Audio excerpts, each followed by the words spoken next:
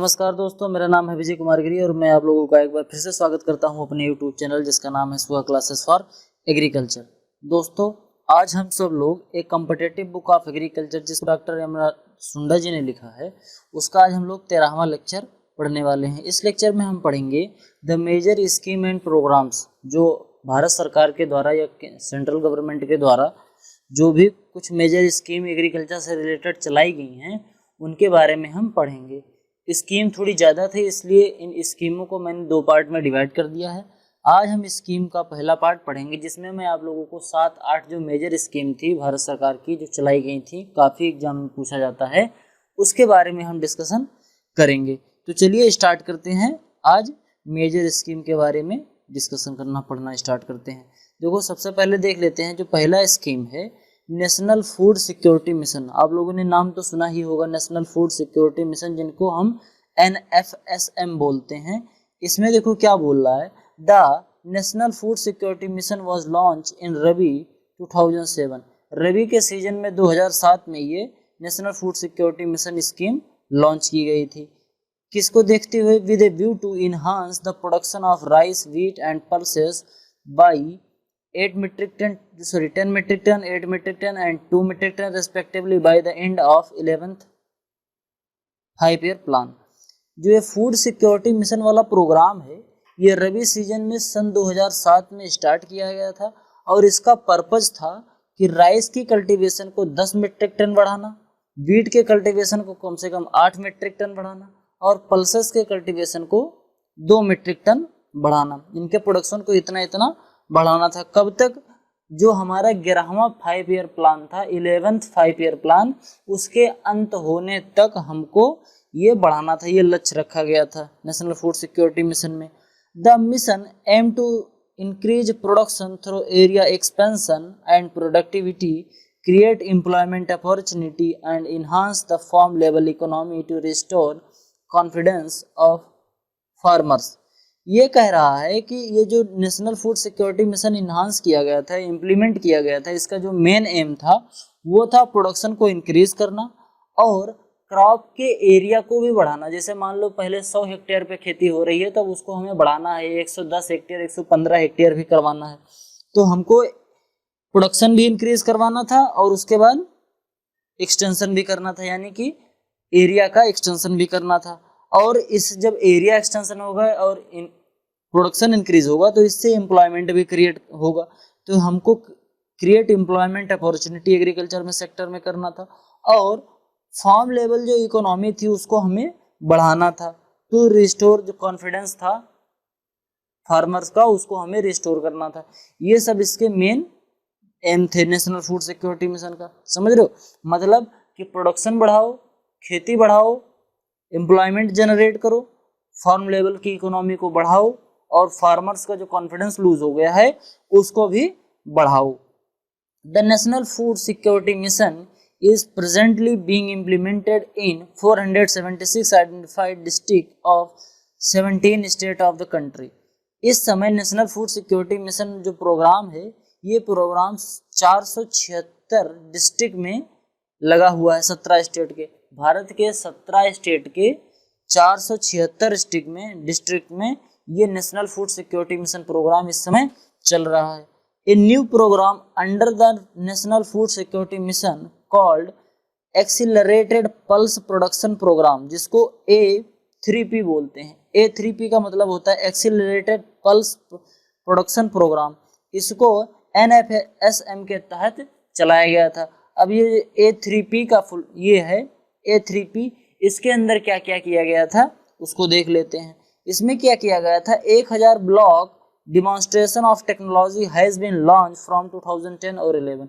सन 2010-11 के समय में क्या हुआ था कि 1000 ब्लॉक में, भारत के 1000 ब्लॉक में डिमॉन्स्ट्रेशन ऑफ टेक्नोलॉजी की गई थी। मतलब कि जो टेक्नोलॉजी डेवलप की गई है एग्रीकल्चर सेक्टर में उसको डिमॉन्स्ट्रेट कराया गया, उसको किसानों को दिखाया गया। इस टेक्नोलॉजी को देखिए और इस तरीके से आप कल्टीवेशन कीजिए जिससे आपकी जो पल्स का प्रोडक्शन है ये बढ़े। ठीक, अब अगला जो पॉइंट है, this programme will essentially promote plant nutrient and plant production centric technologies in impact block compact block of 1000 hectare each of 5 major pulses crop namely tur, moong, urd, gram and lentil. इस प्रोग्राम को इसेंशियली जब start किया गया था तो किस लिए start किया गया था कि प्लांट न्यूट्रिशन को प्रमोट करें। हम जमीन में कुछ ऐसे न्यूट्रिएंट डालें, हम अपनी फील्ड में न्यूट्रिएंट डालें जिससे प्लांट का न्यूट्रिशन बढ़े, प्लांट को पोषक तत्व तो हम ज़्यादा उपलब्ध कराएं फर्टिलाइजर के through.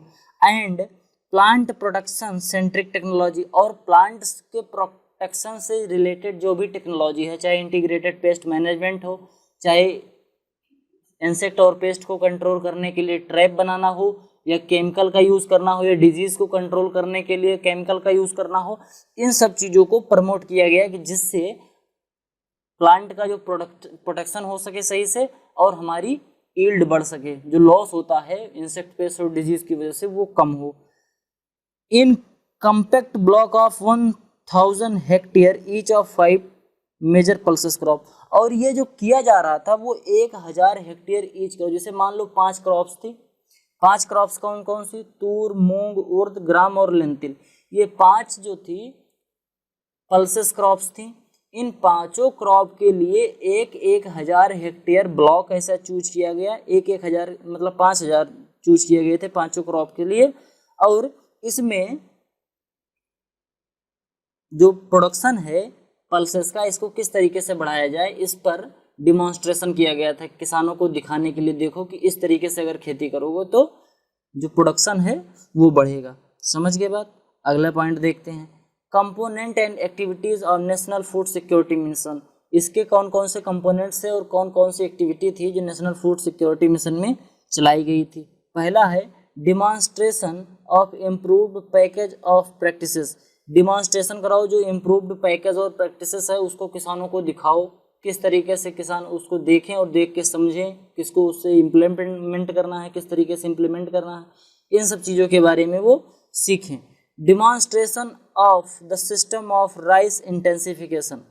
System of rice intensification के बारे में फार्मर्स को डिमॉन्स्ट्रेशन कराओ कि किस तरीके से राइस इंटेंसिफिकेशन किया जा सकता है, ये किसान को दिखाओ। डिमॉन्स्ट्रेशन का मतलब होता है प्रदर्शन करना, जैसे प्रदर्शनी लगती है उसी तरीके उसको बोलते हैं हम डिमॉन्स्ट्रेशन। डिमॉन्स्ट्रेशन ऑफ टेक्नोलॉजी, जैसे मान लो कोई अच्छी सी टेक्नोलॉजी आई है तो उसको डिमॉन्स्ट्रेट करने को, यानी कि उसको प्रदर्शित करने को कि किस तरीके से उस टेक्नोलॉजी का यूज़ किया जाए, उसी को हम बोलते हैं डिमॉन्स्ट्रेशन।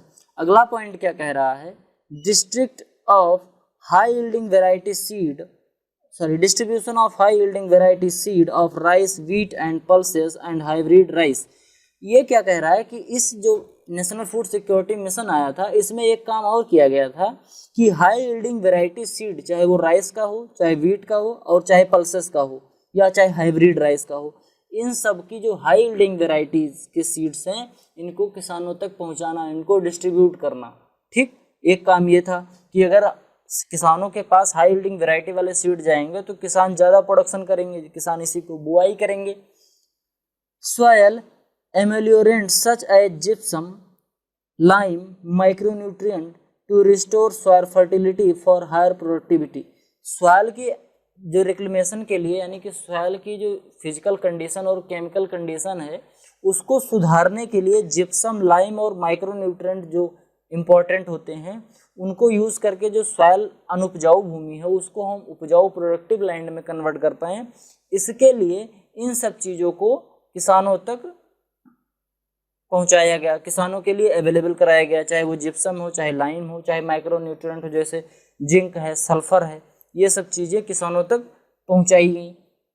फिर अगला पॉइंट क्या बोल रहा है, इंटीग्रेटेड पेस्ट मैनेजमेंट, आईपीएम के बारे में किसानों को बताया गया कि किस तरीके से इंटीग्रेटेड पेस्ट मैनेजमेंट कराया जाए। ये काफ़ी लंबा टर्म है इंटीग्रेटेड पेस्ट मैनेजमेंट, इसको हम किसी अलग टॉपिक में खूब डिटेल में बता देंगे। बस ऐसा समझो कि खेत में जो इंसेक्ट या पेस्ट लग रहे हैं, खेत की जो फिजिकल कंडीशन और केमिकल जो कंडीशन है उसको बिना नुकसान पहुंचाए और फसल को बिना नुकसान पहुंचाए किस तरीके से इंसेक्ट को हम कंट्रोल कर पाएँ, यानी कि इन्वायरमेंट को कम से कम नुकसान पहुंचाकर इंसेक्ट और पेस्ट को बचाना। इन्वायरमेंट को जितना हम प्रोटेक्ट कर पाएँ उतना प्रोटेक्ट करके हमें इंसेक्ट और पेस्ट से अपनी फसल को बचाने का तरीका होता है इंटीग्रेटेड पेस्ट मैनेजमेंट। ठीक, अब आगे बात करते हैं, क्या लिखा है, improved farm machineries including water saving devices has been distributed. इसमें क्या किया गया था कि जो फार्म मशीनरीज हैं इनको इम्प्रूव किया गया। जो फार्म मशीनरीज हैं, जैसे पहले जो ट्रैक्टर आते थे वो कम एचपी के आते थे, कम हार्स पावर के आते थे, अब धीरे धीरे ज़्यादा हार्स पावर के आने लगे। उसी तरीके से harrow, cultivator, rotavator, gyrovator, harvester, इन सब की जितनी टेक्नोलॉजी थी उसको धीरे धीरे इम्प्रूव किया गया। और इसके साथ साथ में वाटर सेविंग जो डिवाइसेस हैं इनको भी इंक्लूड किया गया कि हाँ कैसे हम सिंचाई करते समय पानी को ज़्यादा से ज़्यादा सेव कर पाएँ। जैसे पहले क्या होता था कि पहले लोग कच्ची नाली बना के खेत की सिंचाई करते थे, फिर उसके बाद क्या हुआ कि लोग पक्की नाली की ईंटें बनाकर खेत में सिंचाई करने लगे। फिर अब क्या हो गया, अब प्लास्टिक की पाइप आ गई है। प्लास्टिक की पाइप से पानी का लॉस बहुत कम होता है, सीधे डायरेक्ट पानी जल स्रोत से यानी कि ट्यूबवेल से सीधे खेत में जाता है, तो पानी का लॉस बहुत कम होता है। तो ये सब चीज़ इंट्रोड्यूस किया गया, ये सब चीज़ किसानों को डिस्ट्रीब्यूट किया गया, इनको किसानों को कम ब्याज दर पे या छूट पर ये चीज़ें उपलब्ध कराई गई। अगला है farmers field school, FFS, farmer field school level की ट्रेनिंग कराई गई। इसमें क्या होता था कि किसानों के खेत में जो एक्सटेंशन वर्कर थे या जो साइंटिस्ट लोग होते हैं वो एग्रीकल्चरिस्ट लोग वो जाते थे और किसानों को बताते थे कि किस तरीके से खेती की जाए जिससे हमारा प्रोडक्शन बढ़े। In addition about several lakhs block demonstration has been conducted during the 2010 kharif under the A3P। A3P का फुल फॉर्म अभी मैंने बताया था, वही है, क्या है A3P का क्या फुल फॉर्म है बताना थोड़ा तो, एक्सीलरेटेड पल्सेस प्रोडक्शन प्रोग्राम।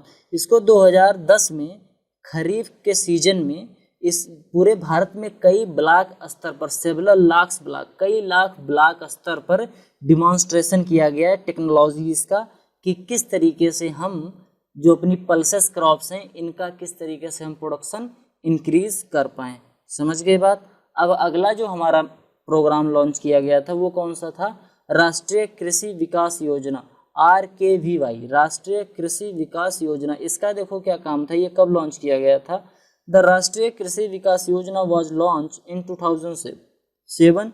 इस राष्ट्रीय कृषि विकास योजना को 2007 में लॉन्च किया गया था। On the demonstration of the national development council of India, इसको रिकमेंड किया था, राष्ट्रीय कृषि विकास योजना इम्प्लीमेंट की जाए, इसको रिकमेंड किया गया था, national development council of India ने रिकमेंड किया था, with an outlay of 50,000 crore 25,000 crore for the 11th plan to incentivize state to enhance public investment so as to achieve a 4% growth rate in agriculture and allied sector during the 11th plan।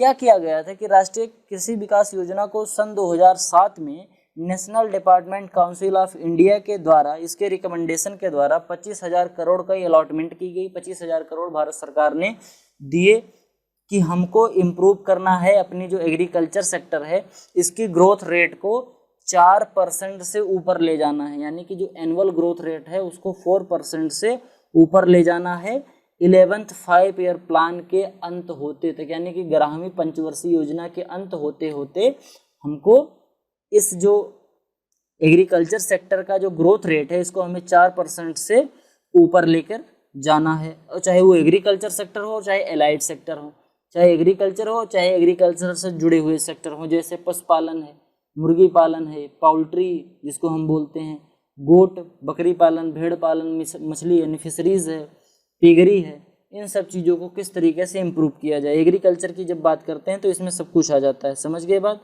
आगे बढ़ते हैं, देखो क्या लिख रहा है, the राष्ट्रीय Krishi Vikas Yojana was emerge as the principal instrument in financing development of agriculture and allied sector in the country. Rashtriya Krishi Vikas योजना ये इस तरीके से इतनी फेमस हो गई, राष्ट्रीय कृषि विकास योजना ऐसे इमर्ज हुई कि इसको प्रिंसिपल इंस्ट्रूमेंट माना जाने लगा भारत सरकार के द्वारा किसी भी एग्रीकल्चर और एलाइड सेक्टर की फाइनेंस करने के लिए।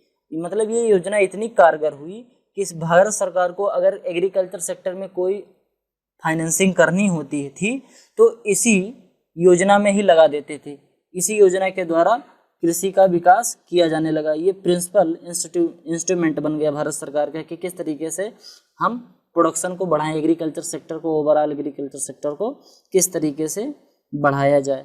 फिर क्या है, it convergence with other schemes like, इसको क्या किया गया, बाद में कई जो भारत सरकार की जो स्कीम थी उनको साथ में ही मिला दिया गया। जैसे Mahatma Gandhi national rural employment scheme is expected to boost development of agrarian economy, इसको Mahatma Gandhi national rural employment scheme को राष्ट्रीय कृषि विकास योजना के साथ मर्ज कर दिया गया कि जिससे क्या हो कि जो एग्रेरियन इकोनॉमी है यानी एग्रीकल्चर से जो जुड़ी इकोनॉमी है वो हमारी बूस्ट हो जाए, उसमें डेवलपमेंट हो।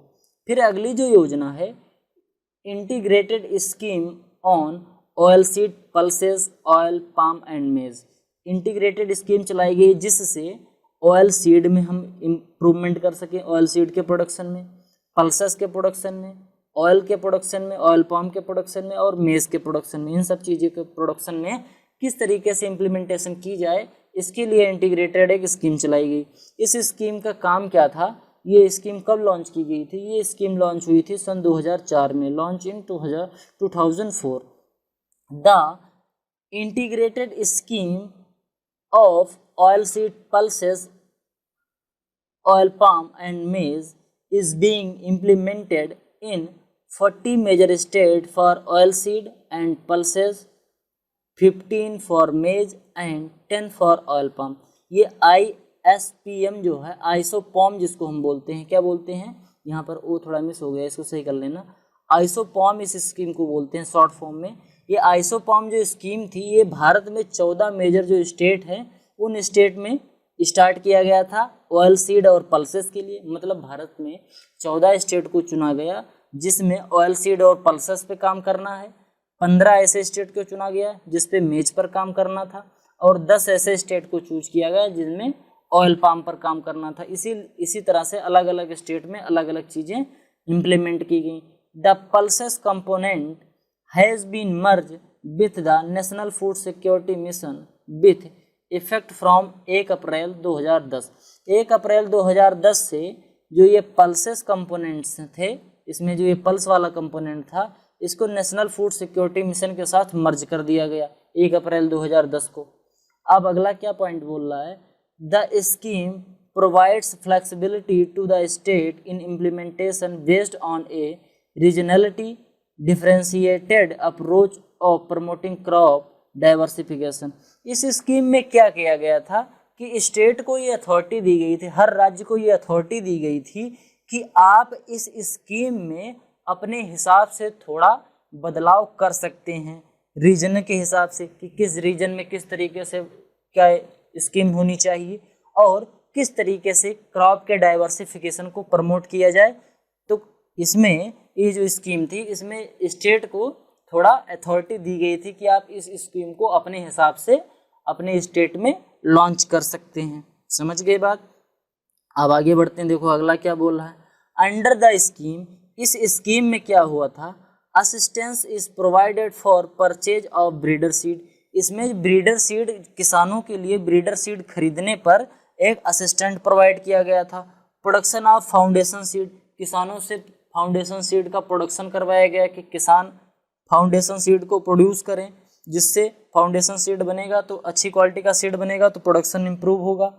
Production and distribution of certified seed, certified seed का प्रोडक्शन बढ़वाया गया और उसका डिस्ट्रीब्यूशन भी कराया गया इस स्कीम के अंतर्गत। Distribution of seed mini kits, जो सीड के मिनी किट होते हैं यानी कि छोटे छोटे जो सीड के पैकेट होते हैं उनको डिस्ट्रीब्यूट कराया गया फार्मर्स पर। प्लांट प्रोटेक्शन केमिकल, जो प्लांट को प्रोटेक्ट करने वाले केमिकल हैं, चाहे वो वीडीसाइड हो, हर्बिसाइड हो, फंगीसाइड हो या इंसेक्टिसाइड हो, इन सब चीज़ों को किसानों तक पहुंचाया गया। प्लांट प्रोटेक्शन इक्विपमेंट, प्लांट को प्रोटेक्ट करने वाले जो इक्विपमेंट है, चाहे वो बाड़ लगाने के तार हों, चाहे वो लाइट ट्रैप हों या फेरोमोन ट्रैप हों जो इंसेक्ट को ट्रैप करने के लिए यूज़ किए जाते हैं, तो प्लांट प्रोटेक्शन के लिए जो इक्विपमेंट है ये पहुंचाए गए। वीडीसाइड किसानों तक उपलब्ध कराया गया। जिप्सम, लाइम, स्प्रिंकलर सेट, ये सब किसानों तक पहुंचाया गया। एंड वाटर कैरिंग पाइपलाइंस, जो वाटर कैरिंग जो पाइप्स होती है जिनको हम प्लास्टिक पाइप, डिलीवरी पाइप बोलते हैं, ये भी किसानों को छूट पर दिया जाने लगा, किसानों को उपलब्ध कराया गया। सप्लाई ऑफ राइजोबियम, राइजोबियम की सप्लाई को बढ़ाया गया। राइजोबियम होता है जो ग्रेमिनी क्रॉप की, यानी कि जो हमारी ग्रेन क्रॉप्स होती हैं, इनमें नाइट्रोजन की स्थिरता करता है, मतलब एटमॉस्फेयर से नाइट्रोजन एब्जॉर्ब करता है और सॉइल में पहुंचाता है उस नाइट्रोजन को। तो ये राइजोबियम बैक्टीरिया को किसानों के लिए आसानी से उपलब्ध कराया गया। फिर फास्फोरस सोलुबलाइजिंग बैक्टीरिया, यानी कि पीएसबी जो कल्चर था, फास्फोरस सोलुबलाइजिंग बैक्टीरिया, ये किसानों को उपलब्ध कराया गया। एंड इम्प्रूव्ड फार्म इम्प्लीमेंट और पब्लिसिटी, इसकी पब्लिसिटी भी कराई गई और अच्छे अच्छे इक्विपमेंट, अच्छे अच्छे इम्प्लीमेंट कराए गए कि जिससे किसानों का प्रोडक्शन बढ़ सके। समझ में आई बात? अब आगे बढ़ते हैं। देखो अगला क्या है, एग्रीकल्चर टेक्नोलॉजी मैनेजमेंट एजेंसी, जिसको हम आत्मा बोलते हैं, एग्रीकल्चरल टेक्नोलॉजी मैनेजमेंट एजेंसी, इसको देखते हैं। देखो ये जो स्कीम भारत सरकार के द्वारा चलाई गई थी, इसमें क्या हुआ था देख लेते हैं। At district level of operationalize the extension reform with the active participation of farmer groups, non-government organization, कृषि विज्ञान केंद्र, पंचायती राज institution and other stakeholders operating at district level and below up to October 2010, 591 district level आत्माज have been established। इसमें जो आत्मा, जिसको हम agriculture technology management agency बोलते हैं, इसका काम क्या था, ये एक डिस्ट्रिक्ट लेवल पर ऑपरेशनलाइज होती थी, यानी कि इसको डिस्ट्रिक्ट लेवल पर चलाया जाता था। काफ़ी बार एग्जाम में ऐसा पूछा जाता है कि कौन सी ऐसी योजना थी कि जिसको डिस्ट्रिक्ट लेवल पर ऑपरेशन किया जाता था, जो डिस्ट्रिक्ट लेवल पर ऑपरेशनलाइज था। तो ये कौन सा था? आत्मा था। इस आत्मा में क्या होता था, ये एक प्रकार का एक्सटेंशन रिफॉर्म था। एक्सटेंशन का मतलब होता है कि जो हमारा रिसर्च हो रहा है एग्रीकल्चर में, जो एग्रीकल्चर से रिलेटेड जो इम्प्रूवमेंट हो रहे हैं, उनको किसानों तक पहुंचाया जाए, कृषि प्रसार कहा जाता है। तो जो इम्प्रूवमेंट हुए हैं एग्रीकल्चर में, जो कुछ भी इनोवेशन हुआ है एग्रीकल्चर में, उसको किसानों तक किस तरीके से पहुंचाया जाए। तो आत्मा एक जो डिस्ट्रिक्ट लेवल का प्रोग्राम था, इसके द्वारा किसानों तक चीज़ें पहुंचाई जाती थी। टेक्नोलॉजी, नई नई जो टेक्नोलॉजी आते थे, नए नए जो सीड निकलते थे, नई टेक्निक्स जो निकलती थी प्रोडक्शन करने के लिए, क्रॉप के प्रोडक्शन के लिए, इन सब चीज़ों को किसानों के लिए उपलब्ध कराया गया था। इसमें कौन कौन से लोग पार्टिसिपेट करते थे? इनमें पार्टिसिपेट किया था किसानों ने, कुछ किसान ग्रुप्स ने, कुछ नॉन गवर्नमेंट ऑर्गेनाइजेशन ने, जो कृषि विज्ञान केंद्र होते हैं डिस्ट्रिक्ट लेवल पर उन्होंने, जो पंचायती राज इंस्टीट्यूशन हैं उन्होंने, और कुछ अदर स्टेक होल्डर ने इन सब को डिस्ट्रिक्ट लेवल पर इम्प्लीमेंट कराया आत्मा को। कब? अक्टूबर 2010 में। और ये आत्मा जो है वो डिस्ट्रिक्ट लेवल पर 591 डिस्ट्रिक्ट में इस्टेब्लिश हुई थी।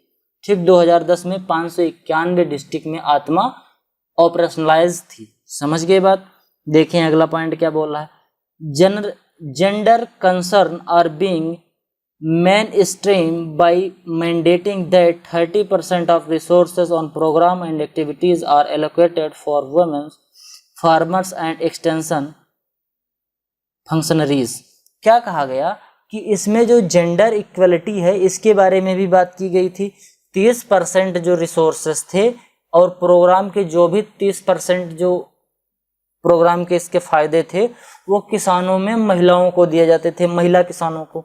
यानी कि अगर 100 रुपये केंद्र सरकार ने अलॉट किए हैं, तो उसमें 30 रुपये महिला किसानों को मिलेंगी। वो महिला किसानों को ये स्कीम दी जाएगी, जिससे जो जेंडर इनइक्वलिटी है थोड़ी घटे। एग्रीकल्चर सेक्टर में महिलाओं की जो भूमिका है वो भी ज़्यादा बढ़े धीरे धीरे करके। फिर आगे क्या बोल रहा है, अगली स्कीम है नेशनल हार्टिकल्चर मिशन। इस स्कीम को हार्टिकल्चर को ध्यान में रखते हुए बनाया गया था। ये कब इम्प्लीमेंट हुआ? मई 2005 में। मई 2005 में नेशनल हार्टिकल्चर मिशन को लॉन्च किया गया था। The ministry of agriculture has been implementing the centrally sponsored national horticulture mission for the holistic development of the horticulture sector since 2005 and 6। Ministry of agriculture ने national horticulture mission को इसलिए implement किया कि horticulture sector का holistic development हो सके। Holistic development मतलब पूरी तरीके से डेवलपमेंट हो सके हर चीज में, चाहे वो सीड में, चाहे वो प्रोडक्शन टेक्नोलॉजी में, चाहे वो प्रोटेक्शन में, चाहे इंटीग्रेटेड पेस्ट मैनेजमेंट में, चाहे इरिगेशन में, कोई भी चीज जो एग्रीकल्चर में हार्टिकल्चर को इम्प्रूव करे, हार्टिकल्चर के कल्टीवेशन को, इसके प्रोडक्शन को जो इम्प्रूव करे, वो सभी चीज़ों पर जोर देने के लिए इसको बनाया गया था। इसी को बोलते हैं होलिस्टिक डेवलपमेंट, यानी कि संपूर्ण डेवलपमेंट सही से कराया जाए। तो इसके लिए 2005-6 में नेशनल हार्टिकल्चर मिशन इम्प्लीमेंट किया गया। समझ गए। All the state and 3 union territory, Bharat में जितने भी स्टेट थे और उनके साथ साथ 3 यूनियन टेरिटरी, जिसमें से अंडमान निकोबार, आइसलैंड, लक्षद्वीप और पांडिचेरी, ये कवर किए गए थे नेशनल हार्टिकल्चर मिशन में। यानी कि जितने स्टेट थे उस समय और 3 यूनियन टेरिटरी इसमें शामिल हुए गए थे। The mission expected the 8 north eastern state, इस मिशन में से निकाला गया था केवल किसको किसको, 8 जो नॉर्दर्न स्टेट थे उन्हीं को केवल निकाला गया था। बाकी ये नेशनल हार्टिकल्चर मिशन में पूरा इंडिया शामिल था, पूरे इंडिया को इसमें शामिल किया गया था। केवल जो नॉर्थ ईस्ट वाले स्टेट हैं, यानी कि आसाम, मणिपुर, ये उधर वाले स्टेट जो चाइना से सटे हुए, चाइना और बांग्लादेश से सटे हुए, म्यांमार से सटे हुए स्टेट्स हैं, उन्हीं को केवल छोड़ा गया था। बाकी और पूरे ऑल ओवर इंडिया में नेशनल फूड सिक्योरिटी मिशन को स्टार्ट किया गया था। The latter are covered under the horticulture mission for the north east and Himalayan state. अब नेशनल हार्टिकल्चर मिशन में जो 8 ये नॉर्दर्न स्टेट छूट गए थे, इनको किसमें कवर किया गया, जब हमने horticulture mission for the north east and Himalayan state जब इस स्कीम को लॉन्च किया, तब इसमें ये जो 8 स्टेट बच गए थे इनको भी इसी में जोड़ दिया गया। आज the per capita availability of fruit and vegetable has increase from 391 gram per day in 2004-05 to 466 gram per day in 2008-09। क्या हुआ कि जब ये नेशनल हार्टिकल्चर मिशन स्कीम जब लॉन्च की गई, उस समय 2004-05 में पर व्यक्ति पर दिन, मतलब एक व्यक्ति को एक दिन में 391 ग्राम फ्रूट और वेजिटेबल की उपलब्धता थी, यानी अवेलेबिलिटी इतनी थी। लेकिन 2008-09 आते आते ये 391 से बढ़कर 466 ग्राम पर डे हो गई। ठीक, यानी कि एक व्यक्ति के लिए फ्रूट और वेजिटेबल की उपलब्धता 466 ग्राम हो गई 2008-09 तक आते आते। फिर अगला जो मिशन है national mission on micro irrigation, ये जो मिशन था इसको इम्प्लीमेंट किया गया था। इसका जो मेन फोकस था वो था इरिगेशन को किस तरीके से हम इम्प्रूव कर सकें, किस तरीके से इरिगेशन इफिशिएंसी को बढ़ाया जा सके, इरिगेशन के समय जो वाटर लॉस होता है वो किस तरीके से हम कम से कम करें, यानी कि कम से कम पानी में ज़्यादा से ज़्यादा हम सिंचाई कैसे करें। तो इस स्कीम का जो मेन पर्पस था वो देखते हैं क्या क्या था। The centrally sponsored national mission on micro irrigation, इसको जो था ये सेंटर गवर्नमेंट ने स्पॉन्सर किया था, यानी कि केंद्र सरकार की ये नीति थी, केंद्र सरकार का ये मिशन था। National mission on micro irrigation ये लॉन्च किया गया था जून 2010 में। In addition to the earlier micro irrigation scheme, जो माइक्रो इरिगेशन स्कीम जो लॉन्च की गई थी जनवरी 2005 में, इसी में इम्प्लीमेंट करके national mission on micro irrigation launch किया गया। मतलब 2006 में, जनवरी 2006 में माइक्रो इरिगेशन स्कीम लॉन्च की गई। फिर बाद में इसी स्कीम को नाम बदलकर और फिर से कुछ चीज़ें ऐड कर national mission on micro irrigation, जिसको जून 2010 में लॉन्च कर दिया गया, नाम बदलकर और थोड़ा सा इसमें और बजट डाल के फिर इसको लॉन्च कर दिया गया जून 2010 में। फिर अगला क्या बोल रहा है, the mission is being implemented during the 11th plan period. इस मिशन को इम्प्लीमेंट किया गया था 11वीं पंचवर्षीय योजना में, जिसका काम था इन्हांस करना वाटर यूज इफिशियंसी को, कि कम से कम पानी में ज़्यादा से ज़्यादा कैसे हम सिंचाई कर सकें, bye adopting drip and sprinkler irrigation system, और वाटर इफिशियंसी को बढ़ाने के लिए क्या किया गया कि आप इरिगेशन के लिए ड्रिप इरिगेशन और स्प्रिंकलर टाइप का इरिगेशन, यानी कि चाहे तो आप ड्रिप इरिगेशन कीजिए खेत में या स्प्रिंकलर इरिगेशन कीजिए, इससे वाटर यूज इफिशियंसी बढ़ जाती है, यानी कि कम पानी में हम ज़्यादा सिंचाई कर लेते हैं। ये जो स्कीम थी ये भारत के जितने भी स्टेट हैं सब जगह लॉन्च हुई थी और जितने भी यूनियन टेरिटरी हैं वहाँ भी लॉन्च हुई थी, और चाहे वो एग्रीकल्चर क्रॉप्स के हो और चाहे हार्टिकल्चर क्रॉप्स के लिए, यानी कि सबके लिए ये लॉन्च की गई थी। पूरे एग्रीकल्चर हो चाहे हार्टिकल्चर हो, भारत के जितने भी स्टेट थे वहाँ के लिए, जितनी यूनियन टेरिटरी थी सबके लिए। National mission on micro irrigation ये कब लॉन्च किया गया था? जून 2010 में। किसके साथ ये मर्ज हुई थी? माइक्रो इरिगेशन स्कीम जो लॉन्च हुई थी जनवरी 2006 में, उसी के साथ इसको मर्ज कर दिया गया। फिर ये वाली स्कीम नहीं रही और इसी स्कीम को जोड़कर इन दोनों स्कीम को यही नाम दे दिया गया, national mission on micro irrigation. समझ गए बात? अगला देखते हैं नेशनल बम्बू मिशन। ये कौन सा मिशन होता है? ये अक्टूबर 2004 में लॉन्च किया गया था। नाम से पता चल रहा है बम्बू बोले तो बांस। ये काम किया गया था with a view to harshening the potential of the bamboo crop in the country। Country में बम्बू की क्रॉप के हार्नेसिंग को देखते हुए भारत सरकार ने ये डिसीजन लिया कि हमको एक नेशनल बम्बू मिशन स्टार्ट करना चाहिए, जो नवंबर 2004 में स्टार्ट हुआ था। The ministry of agriculture has been implementing the centrally sponsor national bamboo mission in 2007 state in the country during the year 2006।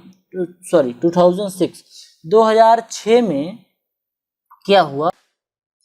Ministry of agriculture ने इस स्कीम को इम्प्लीमेंट किया। किसमें? 27 स्टेट में। इंडिया के जो 27 स्टेट थे उनके 27 स्टेट में ये स्कीम लॉन्च की गई 2006 में। 2004 में जब ये लॉन्च की गई थी तो सभी जगह नहीं थी, लेकिन 2006 आते आते ये इंडिया के 27 डिस्ट्रिक्ट में लॉन्च की गई। किसके द्वारा? मिनिस्ट्री ऑफ एग्रीकल्चर के द्वारा लॉन्च की गई थी। The mission aim to promote holistic growth of bamboo sector. इस मिशन का जो मेन एम था होलिस्टिक डेवलपमेंट करना बम्बू सेक्टर का, by adopting an area based regionally differentiated strategy and to increase the area under bamboo cultivation and marketing। इसका main काम क्या था नेशनल बम्बू मिशन का कि रीजन के बेस पर, एरिया के बेस पर जगहों को डिवाइड करो, उनको कैटेगराइज करो, उसके हिसाब से प्लान बनाओ और प्लान बनाकर बम्बू के कल्टीवेशन को और उसकी मार्केटिंग को बढ़ाओ, जिससे बम्बू की कल्टीवेशन ज़्यादा हो और उसको बेचने में किसानों को कोई प्रॉब्लम हो ना हो, इसीलिए मार्केटिंग की भी व्यवस्था कराओ। इस नेशनल बम्बू मिशन का मेन यही एम था, यही मेन मिशन था। तो आज के लिए केवल यही 7 मिशन इंपॉर्टेंट मैंने जो चूज किया था वो पढ़ाया। मिलते हैं किसी अगली वीडियो में। अगर आपको वीडियो पसंद आई हो तो वीडियो को लाइक करें, चैनल पर नए हैं तो चैनल को सब्सक्राइब करें। धन्यवाद।